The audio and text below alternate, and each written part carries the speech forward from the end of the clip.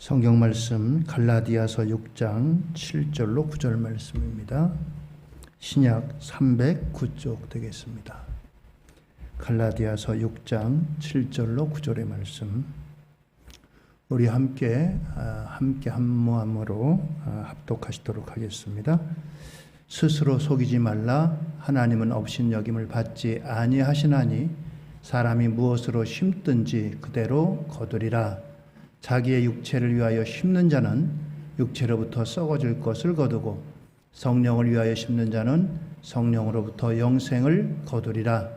우리가 선을 행하되 낙심하지 말지니 포기하지 아니하면 때가 이름에 거두리라. 아멘. 오늘도 하나님의 은혜와 축복이 우리 성도님들 모두에게 함께 하시기를 바랍니다. 오늘 말씀의 제목은 인생의 가을에 얻는 교훈, 이러한 제목으로 함께 은혜를 나누도록 하겠습니다.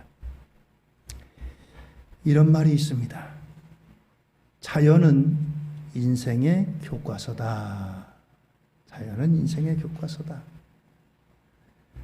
춘하 추동, 봄 여름 가을 겨울, 그리고 또 때로는 가뭄, 때로는 홍수, 때로는 폭염, 때로는 폭우, 이와 같은 자연의 모든 현상은 인생에게 교훈을 주는 교과서와 같다라고 하는 것입니다. 물론 우리가 성경을 통해서 당연히 인생을 배우고 가르침을 받아야 됩니다. 성경은 인생의 매뉴얼이고 가이드북입니다. 그러나 또한 이 자연도 하나님께서 지으셨고 하나님께서 지금도 주관하고 계십니다. 그렇기 때문에 여기에도 많은 교훈이 담겨져 있는 것입니다. 그런 면에서 우리가 자연은 우리에게 여러 가지 이제 교훈을 우리에게 안겨주고 있습니다. 가을을 생각하면 열매가 떠오르고 추수가 떠오르고 울긋불긋한 단풍이 떠오르고 또 여러 가지 것들이 떠오릅니다.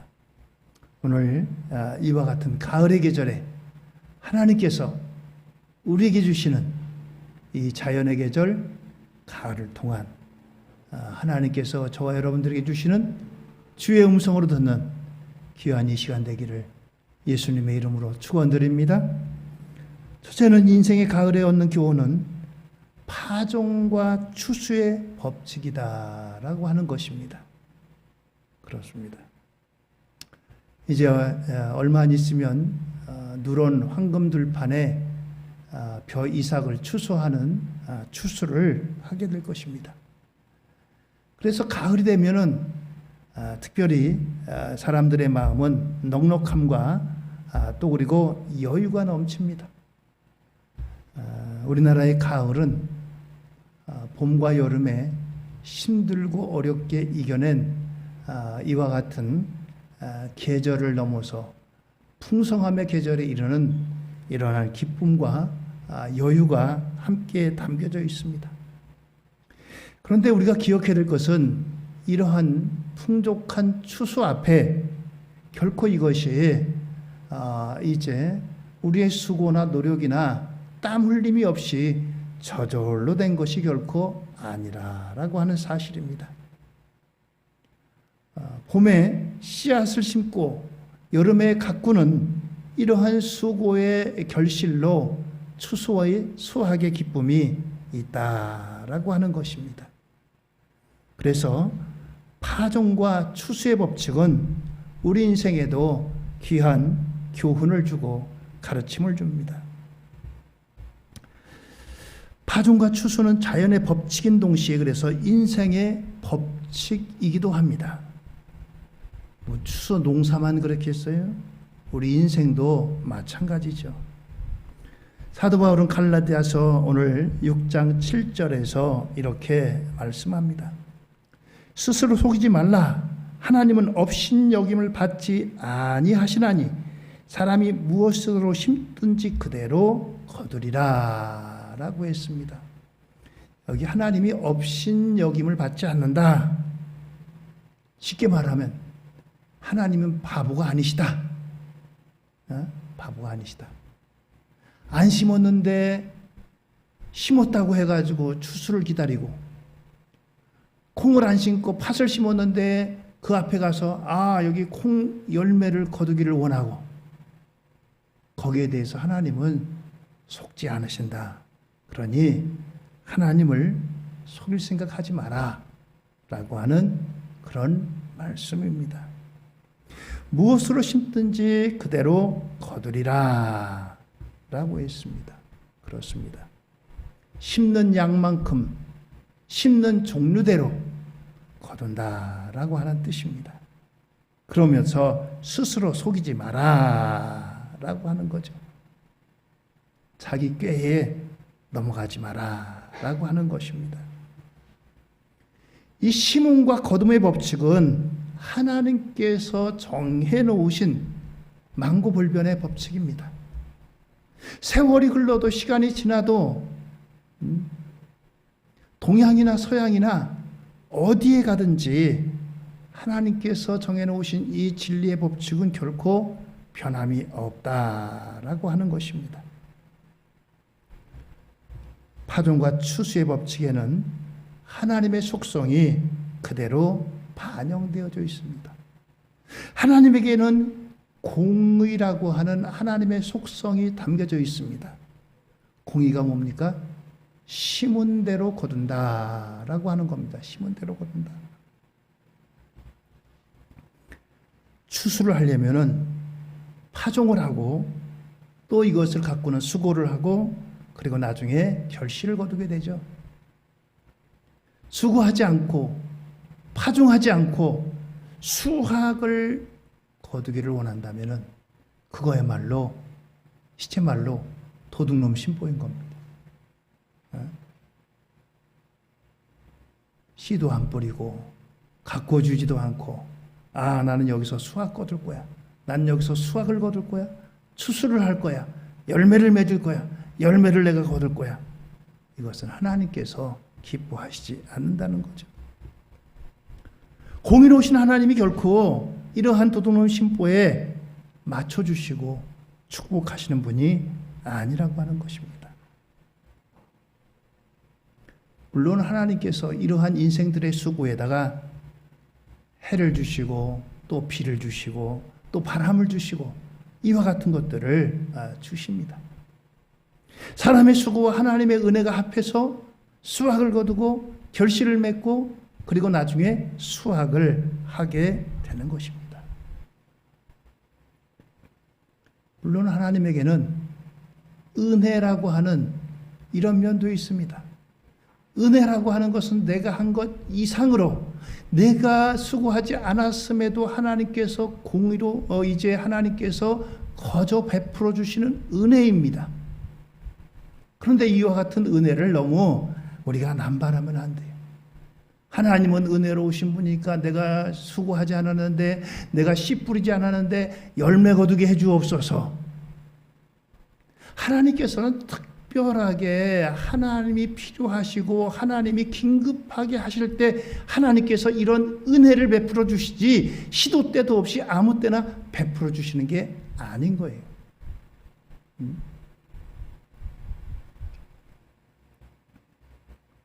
엘리야가 이세벨의 한마디에 880명의 850명의 바알과 아세라 선지자들 다 무찌르고 승리했음에도 불구하고 아합의 아내 이세벨이 한마디 해가지고 도망가잖아요. 도망가가지고 어떡합니까? 하나님 차라리 나를 죽여주세요. 40일 40야를 건너가지고 호렙산에 도달했을 때 하나님께서 거기서 까마귀를 통해서 그들에게 먹을 것을 갖다 주세요. 이게 하나님의 은혜인 거예요. 엘리야가 이런 때에 농사가 거두지 않았어도 하나님께서 까마귀를 통해서 먹을 걸 갖다 주는 게 하나님의 은혜인 거예요. 하나님은 은혜와 공의를 함께 베풀어 주시는데 시도 때도 없이 하나님 엘리야처럼 나도 먹을 것 좀 갖다 주세요. 하나님이 내가 수고할 수 있고 시간이 있고 여유가 되고 내 몸이 튼튼하고 건강하고 얼마든지 수고하고 일할 수 있는데도 불구하고 엘리야처럼 떡 벌리고 하나님, 엘리야의 하나님 나도 먹을 거 주세요. 하나님 여기에 응답 안 해주세요. 하나님은 공의 하나님이세요.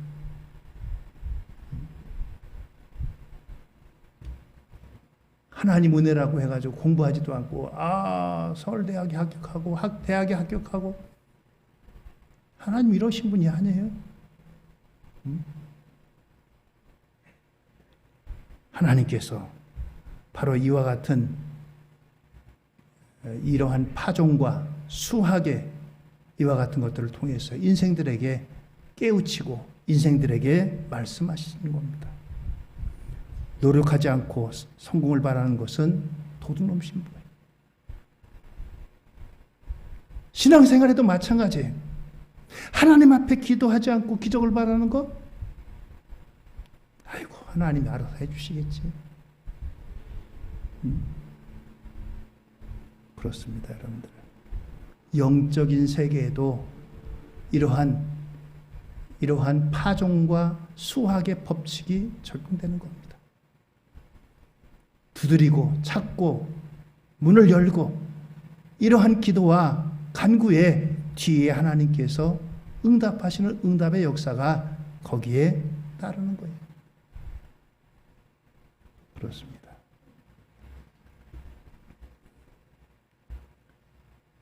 하나님은 이런 사람들에게 승리를 주십니다.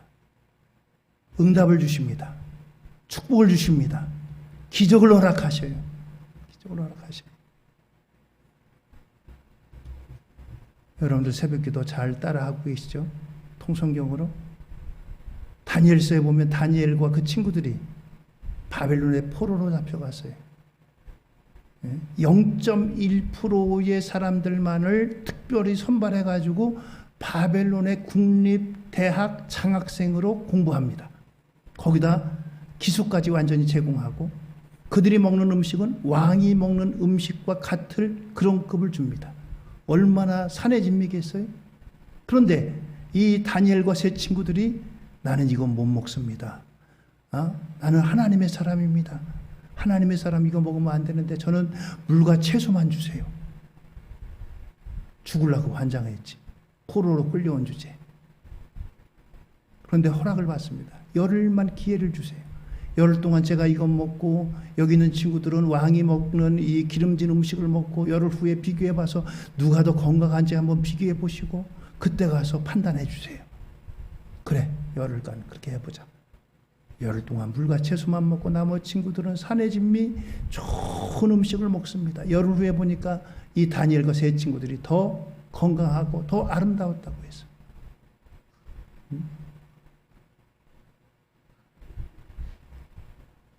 하나님 앞에 이러한 믿음의 결단을 하고 믿음의 씨앗을 뿌리고 믿음의 이와 같은 것들을 뿌린 사람에게 하나님께서 거두게 하시는 축복의 역사예요.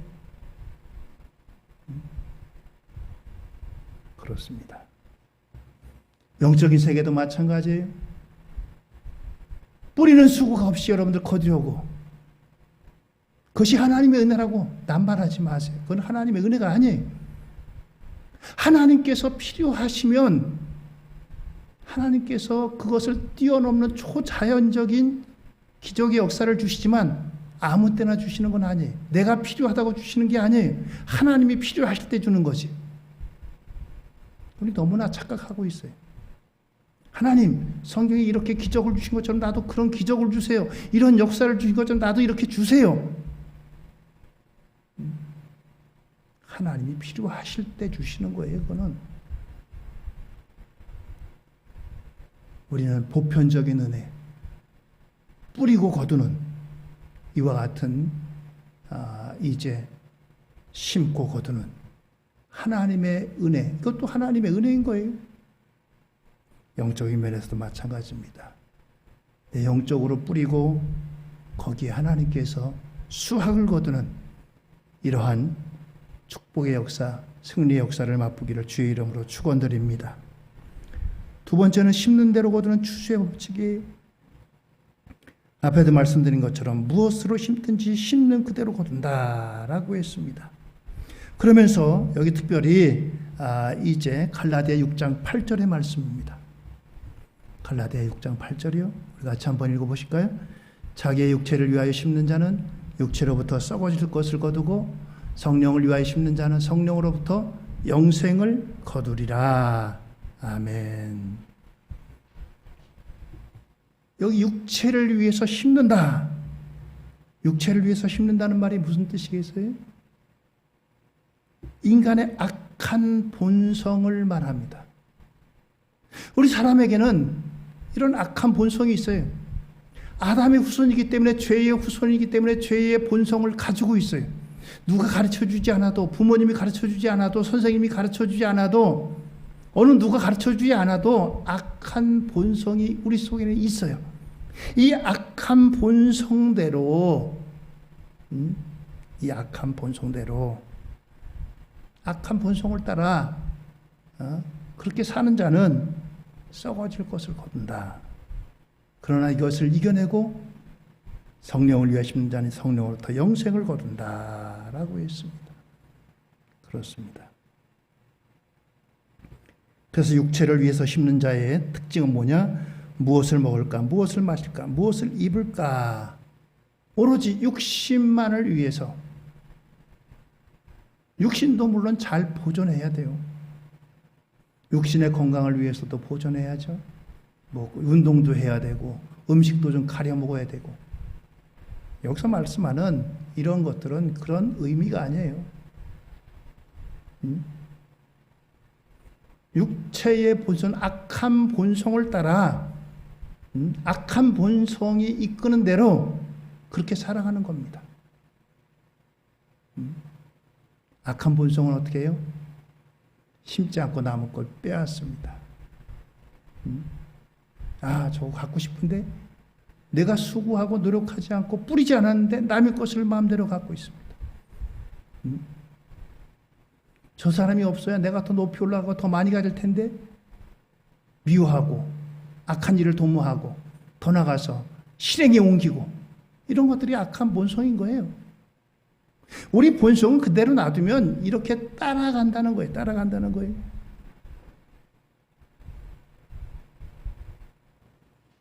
갈라디아서 5장 19절 이하에 보면은 이런 육체를 위해서 심는 그 결과가 어떠한가를 말씀해 줍니다. 5장 19절 이하 말씀입니다.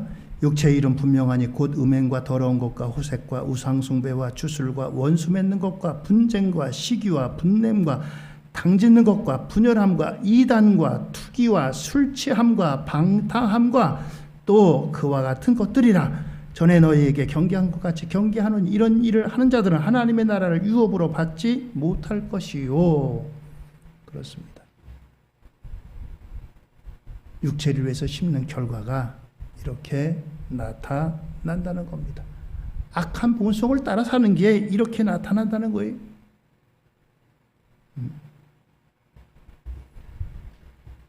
성경의 두 사람의 예를 잠깐 보겠습니다. 아브라함의 조카 롯입니다. 아브라함의 조카 롯은 아브라함과 같이 선택의 자리에 섰습니다. 그런데 이 큰아버지 아브라함이 조카 롯에게 양보를 합니다. 야, 지금까지 너와 내가 잘 지냈는데 양이 많아지고 종들이 많아지니까 맨날 싸우니까 이제는 서로 분가하자. 그러면서 아브라함이 조카 롯에게 야, 너 어느 쪽 가질래? 오른쪽 땅 가지면 내가 왼쪽 땅 갖고 네가 왼쪽 땅 가지면 내가 오른편 땅 갖겠다. 근데 거기에는 분명히 좋은 땅이 있고 좋지 않은 땅이 있었어요. 어린 조카 롯이 큰아버지가 얘기하니까 그냥 아무 생각 없이 자기 눈에 보기에 좋은 땅을 선택했습니다. 그것이 바로 소돔과 고모라라고 하는 성입니다. 요즘 말로 말하면 문화가 발전했어요. 사람들이 모여 삽니다. 거기 그냥 신나게 먹고 마시고 그럴 것들이 얼마나 많은지 몰라요. 살기 좋은 세상 사람들이 말하는 좋은 땅, 그런 땅입니다. 그곳에 가서 한동안은 얼마나 이제 소위 말해서 희희낙낙하고 살았겠어요. 그러나 그 땅에는 하나님의 음성이 들리질 않았어요. 아니 하나님의 음성을 들어도 외면했어요. 하나님 없이 먹고 마시고 장가가고 시집가는 사람들로 가득 찼어요. 결국 이 소돔과 고모라는 하나님의 불과 유황불로 심판을 받았습니다. 겨우 몸들만 빠져나오고 그의 아내는 나오다가 뒤돌아봐서 소금기둥이 되고 그 자신과 두 딸만 겨우 나온 그와 같은 이력이 있습니다. 또 한 사람은 이스라엘의 왕 가운데 아합이라고 하는 왕입니다. 명색이 왕입니다. 가질 만큼 다 가졌음에도 불구하고 왕궁 근처에 있는 나봇이라고 하는 사람이 갖고 있는 포도원이 탐이 났어요. 돈을 주고 살려고 하는데 나봇이 팔지 않습니다. 이 땅은 안 팝니다. 우리 조상들로부터 물려받은 것이기 때문에 이건 팔 수가 없습니다. 잠이 안 와요. 잠이 안 와요. 나봇의 포도원을 갖고 싶은 나머지 잠이 안 와요. 야, 저거 내가 그랬더니 이세벨이 모략을 꾸미잖아요. 거짓 증인을 세워가지고 하나님을 욕하고 왕을 욕하고 죽임을 당합니다. 하나님께서 이 아합과 그의 아내 이세벨, 그의 가문이 어떠한 이제 마지막을 맞이하는지 비참한 그와 같은 이제 것으로다 생을 마감합니다. 육체를 위해 심는 인생이 이렇다는 거예요. 자기의 본성대로, 악한 본성대로, 야, 저거 내가 갖고 싶은데, 야, 저기가 내가 더 살기 좋은데, 아, 저기 가면 즐거움이 있을 것 같은데, 거기 가면 내가 많은 사람들과 즐거움이 있고 기쁨이 있고 거기는 아, 내가 살만한데, 이게 악한 본성인 거예요.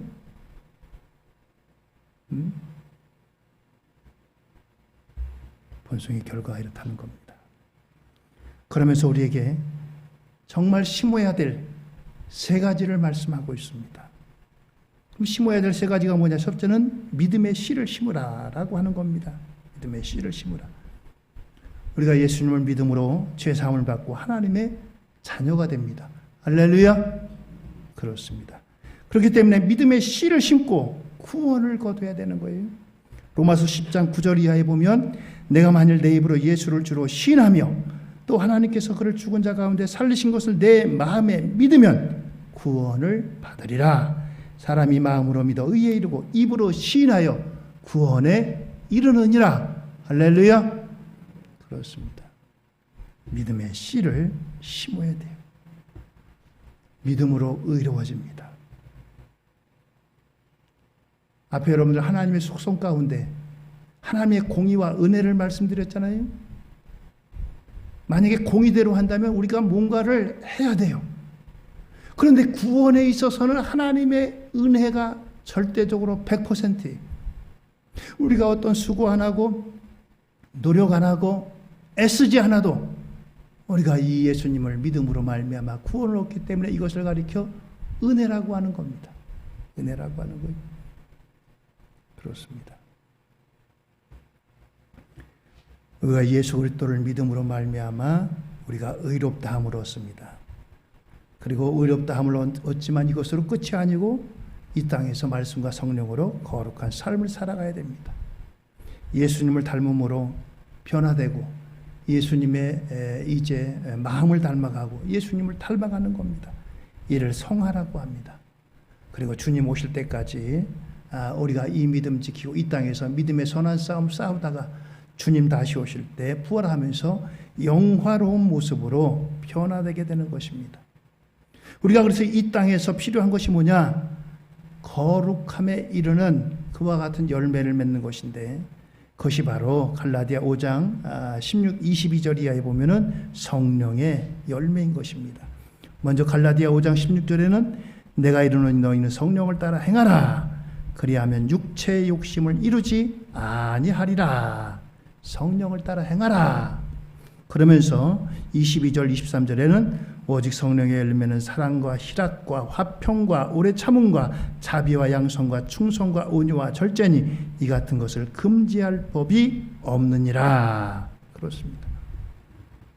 오늘 여러분들 이 가을 수확과 결실을 맺는 때에 오늘 하나님 앞에 우리에게서 무엇보다도 성령의 9가지 열매 많이 맺어서 하나님을 기쁘시게 하는 우리 성도님들 다 되기를 예수님의 이름으로 축원드립니다. 할렐루야. 그렇습니다. 사랑과 희락과 화평과 오래 참음과 자비와 양성과 충성과 온유와 절제, 이것이 성령의 9가지 열매입니다. 그래서 우리가 이 땅에서 예수님 믿음으로 의롭다함을 얻고 거룩함에 이르고 또 영화로운 이와 같은 과정을 로마서 8장 30절에 이렇게 말씀합니다. 또 미리 정하신 그들을 또한 부르시고 부르신 그들을 또한 의롭다 하시고 의롭다 하신 그들을 또한 영화롭게 하셨느니라. 그렇습니다. 오늘 우리를 이와 같이 부르시고 이 땅에서 거룩함에 이르고 영화에 이르는 동안에 우리가 더욱더 이 땅에서 이제 하나님께서 주신 성령의 열매를 맺으며 살아가야 돼요. 그러기 위해서는 우리가 무엇보다도 믿음의 씨를 심는 것이 중요합니다. 농사 짓는 분이 씨를 참 중요시 여겨요. 그래서 이제 농업에 종사하는 그 학자들이 이 씨를 개량합니다. 어떤 이제 과일 같은 거는 씨 없는 수박, 뭐 씨 없는 요새 포도도 있잖아요. 그렇죠. 얼마나 그게 이 값어치가 있어요. 그래서 뭐 씨 같은 거 뱉어내지 않아도 이런 것들을 우리가 먹을 수 있도록 이렇게 계량을 거듭합니다. 좋은 씨앗을 이제 잘 남겨야 돼요. 그리고 여러분들 이 좋은 씨앗은 얼마나 큰 로열티를 받는지 모릅니다. 세계적으로 여러분들 우리나라의 그 이제 딸기 씨앗 같은 것도 외국에서 로열티를 주고 사온대요. 사람들이 자꾸 개량을 했는데 그 좋은 좋은 이제 그 딸기가 되니까 이걸 돈 주고 사오는 거예요. 그렇습니다. 씨앗이 어떤 씨앗이냐가 대단히 중요합니다. 우리의 믿음 생활 가운데 여러분들 믿음의 씨앗 많이 심고 또 잘 심어서 믿음의 아름다운 열매를 많이 거두시는 우리 모든 성도님들 되기를 예수님의 이름으로 축원드립니다. 두 번째 이제 심어야 될 씨앗은 순종의 씨입니다. 순종의 씨. 신명기 28장에 보면은 우리가 축복의 원리를 알려주는 그와 같은 말씀이 있습니다. 그런데 이 신명기 28장에는 1절부터 14절까지는 순종에 따른 축복에, 15절부터 68절까지는 불순종할 때 따르는 하나님의 저주와 심판이 담겨져 있습니다. 1절부터 14절까지에 비해서 이제 불순종과 그 열매는 더 많아요, 훨씬. 그만큼 우리가 불순종한다는 거예요. 너희가 내 앞에서는 순종한다고 내 말씀대로 순종하겠습니다 라고 하지만 뒤에 가서는 또 얼마 시간 지나가서는 그 길에서 떠나가지고 불순종한다는 겁니다. 이스라엘이 그랬어요. 우리도 또한 그렇다고요. 하나님의 은혜 받았을 때 하나님 말씀대로 살겠습니다. 하나님 뜻대로 살겠습니다. 그렇게 우리가 결심하고 다짐하지만 얼마 지나면 우리가 거기를 떠나서 얼마나 우리의 삶이 하나님을 기쁘시게 하지 못하는 것들인가를 보게 됩니다. 신명기 28장 이하에 보면은 순종의 이제 씨를 심고 또 순종의 씨를 거두는 이와 같은 역사를 1절 이하에 쭉 말씀하고 있습니다. 여기 여러분들 중간에 제가 이제 그 가운데 몇 가지만 말씀드리면 신명기 28장 3절 이하입니다. 성읍에서도 복을 받고 들에서도 복을 받을 것이며 내 몸의 자녀와 내 토지의 소산과 내 짐승의 새끼와 소와 양의 새끼가 복을 받을 것이며 내 광주리와 떡반죽 그릇이 복을 받을 것이며 내가 들어와도 복을 받고 나가도 복을 받을 것이니라. 그렇습니다. 하나님 말씀에 순종하면 장소를 가리지 않고 상황을 가리지 않고 또 그리고 대를 이어서 하나님이 축복해 주신대요. 중요한 것은 내가 하나님 말씀에 순종하느냐 그것이지. 여러분들 거기에 하나님 말씀에 순종하면 하나님의 은혜가 임하는 거예요. 때로는 심는 것 이상으로 거두게 하는 것입니다. 30배, 60배, 100배잖아요. 하나님께서. 보편적으로는 추수한 대로, 수확한 대로 거두는 것이 일반적이에요. 그런데 하나님께서 하나님이 특별히 필요하실 때는 은혜로 허락하신다고 했잖아요. 하나님께서 그 이상으로 더 많은 것들을 열매 맺게 하세요. 그래서 성읍에서도 들에서도 그리고 또 앉아도 일어나도 또 그리고 내 자신은 물론이고 내 후손들의 이르기까지 복을 받는다라고 하는 것입니다. 이것이 순종하는 자에게 주시는 하나님의 특별한 은혜입니다. 세 번째 심을 씨는 헌신의 씨라고 하는 것입니다. 우리 인생이 주님 앞에 설 때 우리는 다 주님 앞에 서게 됩니다. 안 믿는 사람이야 이제 구원과 이제 영벌에 처하는 이러한 심판의 자리에 서지만 우리가 서는 심판의 자리는 상급의 심판의 자리에 서게 되는 거예요. 고린도후서 5장 10절에 보면 이는 우리가 다 반드시 그리스도의 심판대 앞에 나타나게 되어 각각 선악간에 그 몸으로 행한 것을 따라 받으려 함이라. 그렇습니다. 구원이라고 하는 것은 우리가 이미 넘어섰지만 구원을 넘어서 그 다음에 따르는 것은 이제 각각의 상급의 사이즈가 상급의 모양이 다르다는 거예요. 구원받는다고 해가지고 똑같이 받는 것이 아니라 상급은 각기 다르다는 겁니다. 그래서 오늘 우리에게 이와 같이 하나님 앞에 헌신의 씨의 결과는 이와 같은 상급으로 차이가 있는 겁니다. 바울은 디모데후서 4장 7절로 8절에 이렇게 말씀했어요. 나는 선한 싸움을 싸우고 나의 달려갈 길을 마치고 믿음을 지켰으니 이제후로는 나를 위하여 의의 면류관이 예비되었으므로 주 곧 의로우신 재판장이 그날에 내게 주실 것이며 내게만 아니라 주의 나타나심을 사모하는 모든 자에게도니라. 그렇습니다. 바울은 자신이 하나님 앞에 헌신하고 순종하고 지금까지 믿음의 길을 달려왔는데 나를 위해서 의의 면류관이 예비되어 있다라고 했습니다. 면류관은 쉽게 말하면 왕관이 엊그제 영국의 엘리자베스 2세 여왕이 세상을 떠났잖아요. 엘리자베스 2세 여왕이 썼던 왕관이 다이아몬드가 박혔는데 다이아몬드가 세계에서 제일 큰 거래요. 원래 남아프리카 공화국에서 발견한 건데 이걸 남아프리카 공화국이 영국의 식민지였거든요. 이걸 영국 여왕한테 바친 거예요. 이제 죽고 나니까 이 남아프리카 사람들이 그 원래 우리 거니까 돌려달라라고 이야기합니다.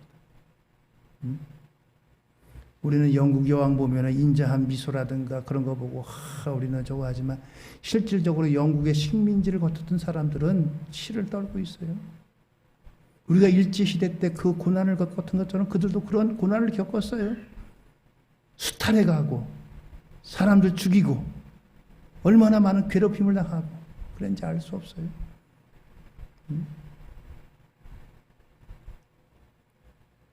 영국의 엘리자베스 여왕이 세계 최고로 큰 다이아몬드가 박힌 왕관을 썼지만 그것은 자기 것도 아니고 남의 나라 거 빼앗아 가지고 자기가 썼던 왕관이에요. 그러나 하나님께서 오늘 이 사도 바울에게 또 그리고 사도 바울과 같이 믿음을 지키고 헌신하고 끝까지 주의 사명의 길을 가려간 우리에게는 이 영국 여왕이 썼던 세계에서 제일 큰 엘리자베스 여왕이 썼던 그 왕관보다도 비교할 수 없는 하나님께서 예비하신 의의 면류관, 썩지 않고 영원히 빛나고 영원히 이제 기억될 만한 이러한 의의 면류관이 예비되어 있는 줄 믿으시기 바랍니다. 할렐루야. 저와 여러분들이 쓸 거예요. 어려운 가운데도 믿음 지키고 하나님 앞에 충성하고 이러한 면류관 써야 되지 않겠어요? 구원은 받았는데 아무 면류관도 없이 옛날에 이제 그 부흥 강사들이 개털 모자라 그러잖아요. 개털 모자. 누구는 의의 면류관 쓰는데 누구는 개털 모자 쓰고 상급이 없어요. 구원은 받지만 부끄러운 구원인 거예요. 부끄러운 구원인 거예요. 오늘 여러분들 우리가 하나님 앞에 갈 때 이러한 영광의 면류관 받아쓰게 되기를 주의 이름으로 축원드립니다. 그렇습니다. 그래서 우리가 하나님 앞에 기왕 믿음 생활을 하는데 우리가 믿음의 씨앗도 심고 순종의 씨앗도 심어야 되겠지만 헌신의 씨앗으로 하나님 앞에 많은 것을 심어서 많은 것을 거두는 그와 같은 면류관의 주인공이 되기를 바랍니다. 마지막으로 추수를 기다린 자세. 성령으로 씨를 심은 다음에 추수하기까지는 가꾸고 또 그리고 무엇보다도 추수할 때를 기다려야 됩니다. 아무 때나 추수하는 게 아니에요. 공업제품은 여러분들 공장에서 만들어내고 찍어내고 그러면 되지만 이제 농작물들은 때가 있어요. 때가 있어요. 아무 때나 이제 수확하고 거두는 게 아닙니다. 여기에는 성실과 기도 그리고 인내가 필요합니다. 그래서 농업은 가장 정직한 기업이라고 해요. 공업에는 거기다 가짜를 섞을 수도 있고 뭐 함량 비달도 섞고 나쁜 것도 심고 뭐 그럴 수 있지만 농사는 절대 그럴 수가 없어요. 부지런하고 성실하지 않으면 금세 티가 납니다. 우리의 신앙도 마찬가지예요. 하나님 앞에서. 하나님은 공의로우신 분입니다. 파종과 추수의 법칙이 존재합니다. 갈라디아 6장 9절에 우리가 선을 행하되 낙심하지 말지니 포기하지 아니하면 때가 이름에 거두리라 라고 했습니다. 성실하게 뿌리고 성실하게 가꾸고 성실하게 추수하고 이것이 필요하다는 겁니다. 우리가 하나님 앞에 추수를 기다리는 이와 같은 이제 추수 앞에서는 인생입니다. 추수 앞에서는 인생들이 할 것은 성실함으로 우리가 하나님 앞에 성실의 자세로 우리가 임해야 된다는 거예요. 미국의 20대 대통령 중에 가필드라고 하는 대통령이 있습니다. 이 사람이 대학생 때에 자신의 동급생들 중에 아주 수학을 잘하는 친구가 있었어요. 자기도 열심히 한다고 하지만 도무지 따라가지를 못해요. 도대체 이 친구는 어떻게 해서 이렇게 이제 잘하는가? 그 친구를 관찰을 했습니다. 이 가필드가 공부하다가 아이고 피곤하다 이제 잠들어야 되겠다. 그리고 불을 끄고 그 친구의 이제 창가를 쳐다봅니다. 그런데 여전히 불 켜져 있어요. 그리고서 약 10분 후에 보니까 이 불이 꺼지고 이제 잠자리에 들더라는 거예요. 아 그렇구나. 저 친구는 나보다 10분 더 공부하는구나. 그때부터 깨달았어요. 가필드가 그래서 그 모토를 10분 더 이렇게 정했다고 합니다. 10분 더. 이것이 쌓여서 인생이 되고 일생이 되는 거죠. 그렇습니다. 르네상스 시대에 미켈란젤로라고 하는 유명한 이제 작품을 만든 사람이 있습니다. 사람들은 이 사람을 이렇게 천재라고 얘기합니다. 그런데 이 미켈란젤로가 사람들이 자신을 천재라고 부르는 것에 대해서 이렇게 얘기합니다. 내가 평소에 얼마나 연습하는지를 알면 나를 천재라고 부르지 못할 것이다.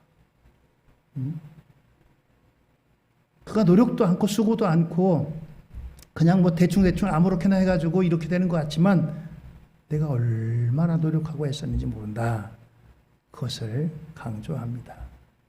그렇습니다. 위대함 뒤에는 이와 같은 부지런함, 열심이 있다라고 하는 것입니다. 잠언 6장 6절에 보면 게으른 자의 계매에 이르고 가서 그가 하는 것을 보고 지혜를 얻으라.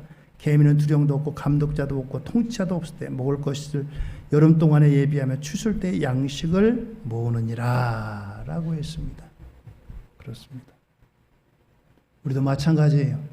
영적으로 하나님께서 우리에게 기회 주셨을 때, 건강할 때, 하나님께서 기회 주셨을 때 열심을 다해서 하나님 앞에 뿌리고 수확하고 이것을 거두기까지 믿음의 씨를, 순종의 씨를, 헌신의 씨를 뿌려서 우리가 추수하는 그날에 주님 앞에 추수할 것이 많아서 주님께 많은 것으로 영광 돌리는 저와 여러분들이 되기를 주의 이름으로 축원드립니다.